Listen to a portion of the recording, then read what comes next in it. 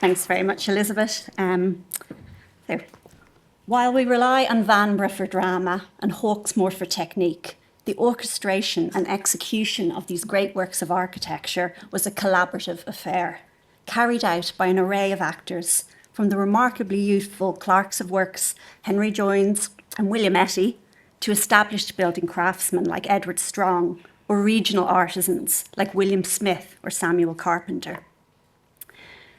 Building on the foundational work of Kerry Downs, Charles Samaras Smith, Vaughan Hart, and many others, today we are going to focus on the collaborative engagement between those players involved in the specification, supply, and execution of stone in Vanbragh's buildings.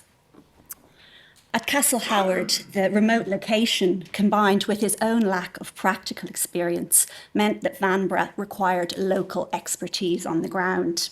Here, William Etty of York, a master carpenter and carver, acted as surveyor, or really executant architect, from 1700 until his death in 1734.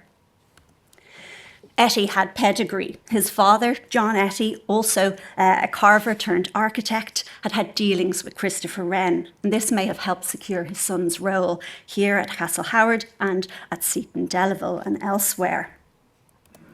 Etty also established a personal practice throughout Yorkshire, indebted to Vanbrugh and to contemporary works by James Gibbs.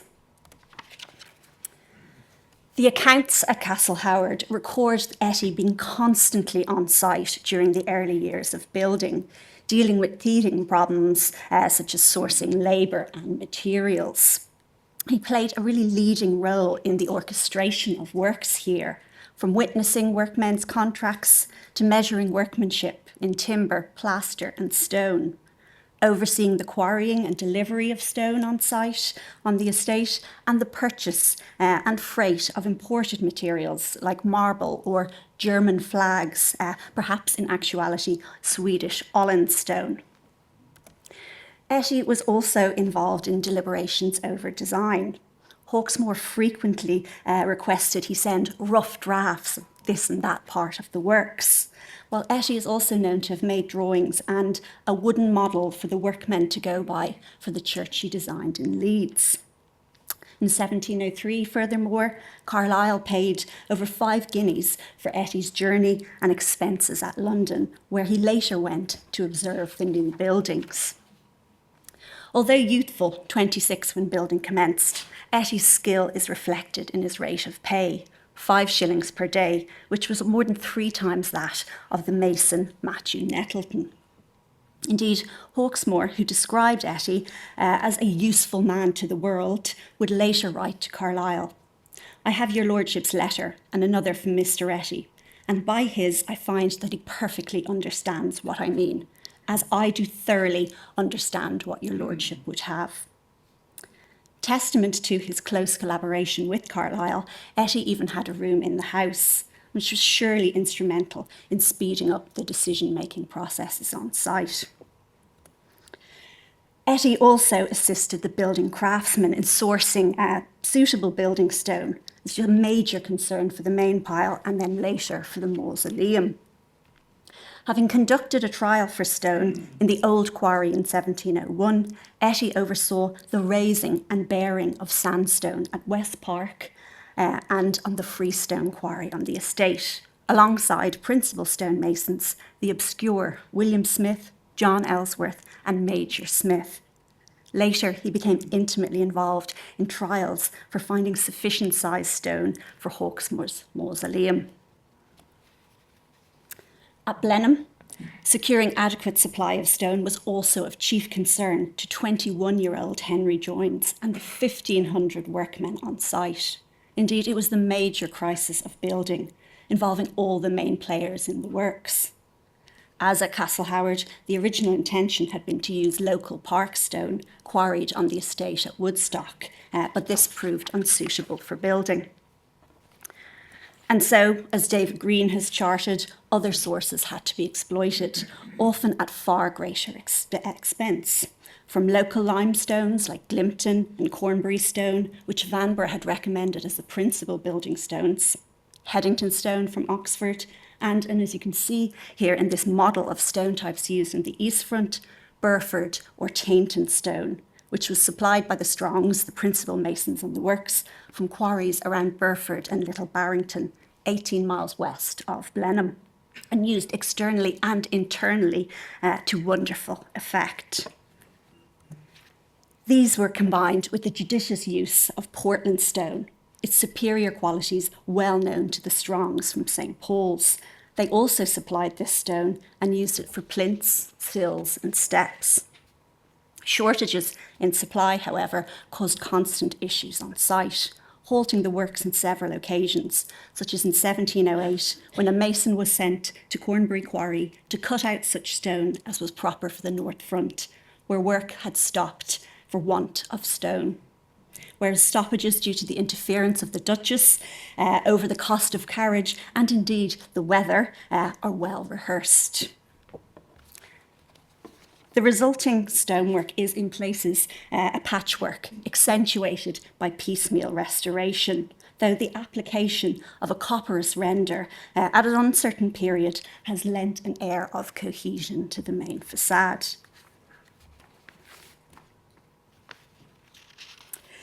Can I go back there? Sorry.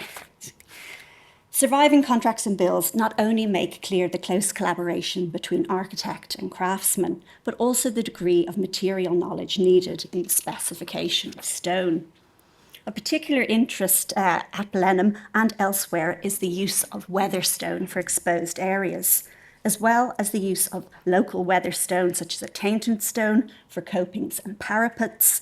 Several contracts also specify the combined use of a Tainton weatherstone cornice with a cap or upper tuma of Portland stone.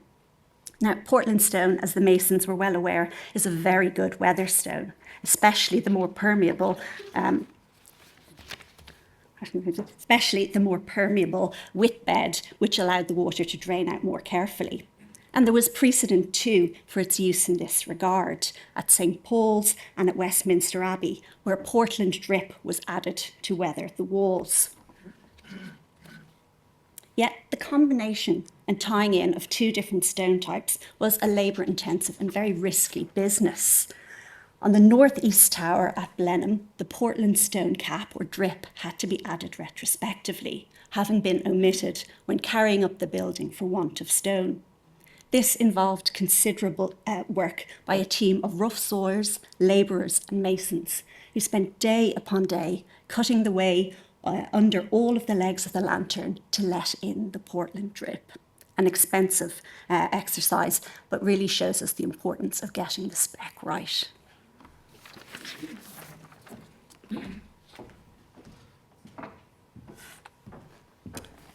So just picking up from where Melanie left off, but returning briefly to Castle Howard.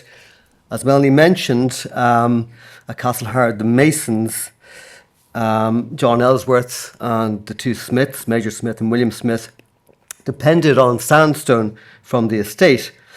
But with very few exemplars to follow, they had to somehow fashion a full repertoire of classical elements in pursuit of Vanbrugh's monumental vision. In the absence of working drawings, it's difficult to say how much guidance they actually had from the architects. Hawksmoor, of course, was often working remotely from London. The small blocks of stone, which were later to cause so much trouble to Hawksmoor at the mausoleum, led to a multiplicity of horizontal and vertical joints on the dark architrave and frieze, which you can see here, and likely required a lot of plumbing and cramping. And on the east wing, which was the first to be built, the cornice had to be taken apart so that the plumber could come in and actually supervise all the leading of the stone. These small blocks would have been obviously quite easy to raise, but much more difficult to assemble, and of course vulnerable to water ingress.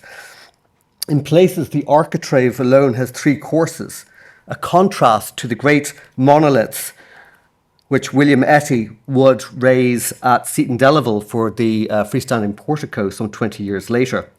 And of course, something like that hadn't been really attempted in a country house at the time that Castle Howard was being built.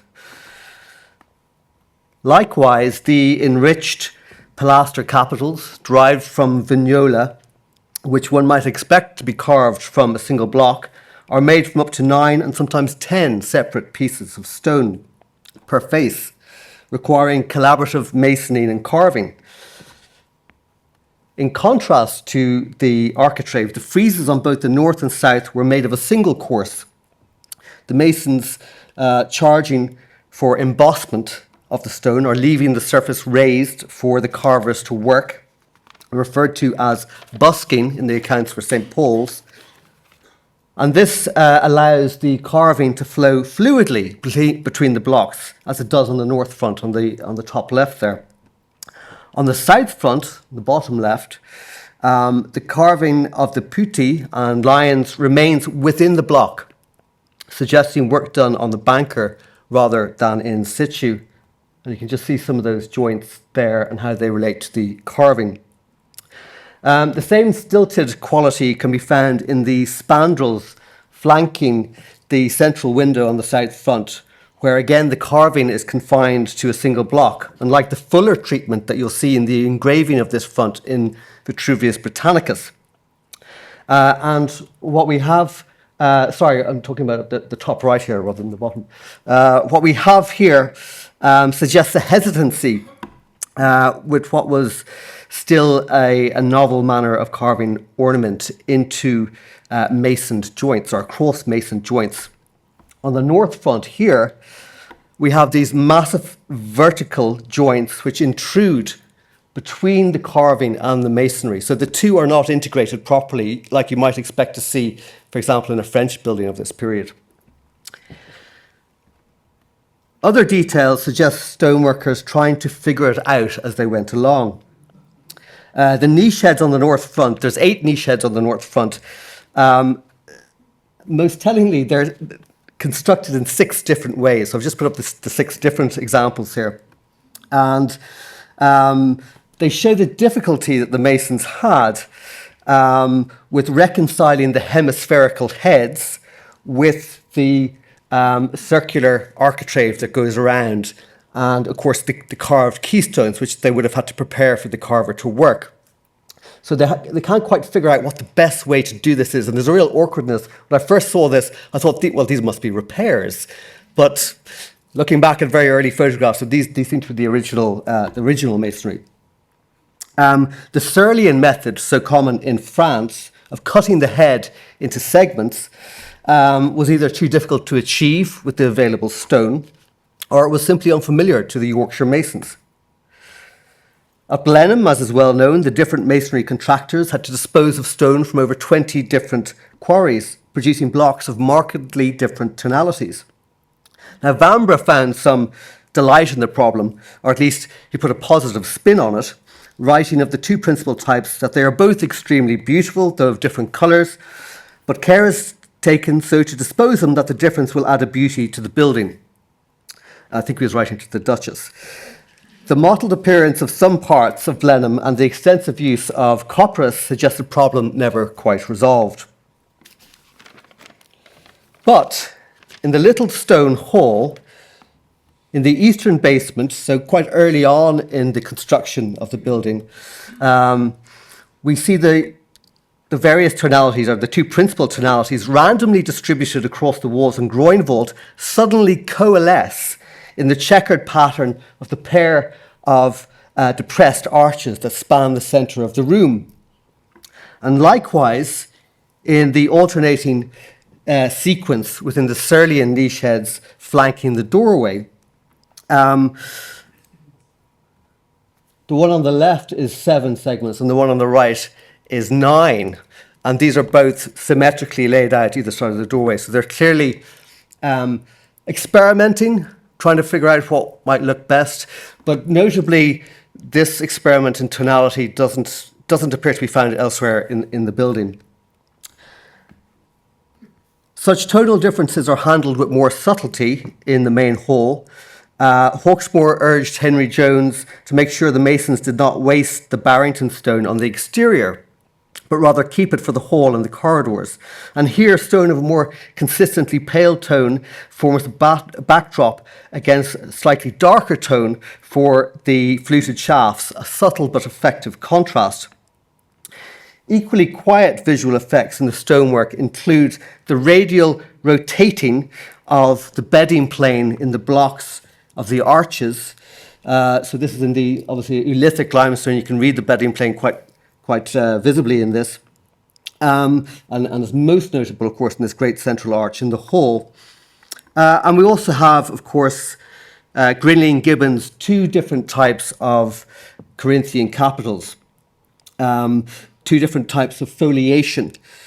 The larger of the two with much deeper undercutting, drawing the eye up into the darker shadow. It is clear, just give you a better view of that, it's clear that 300 years after the death of Vanbrugh, his ambition both pushed for and was served by great craftsmanship, by no means perfect, and sometimes searching to find a way forward, but without which his imaginative flights would never have emerged from his sketches. Thank you.